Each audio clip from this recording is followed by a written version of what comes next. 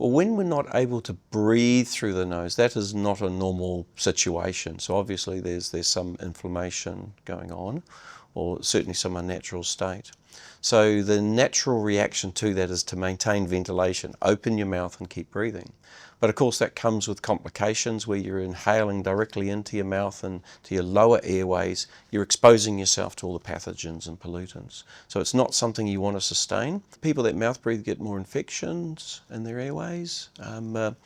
Their brain performance changes, so it affects mood, affects ability to sleep properly. Poor dental hygiene is one of the negative outcomes of mouth breathing.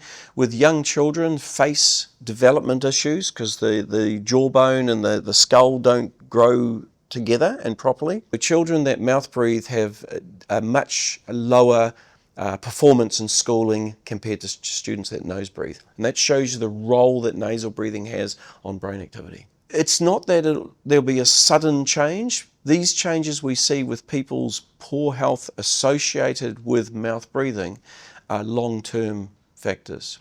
So if you change to nasal breathing, there'll be a gentle progression of benefits.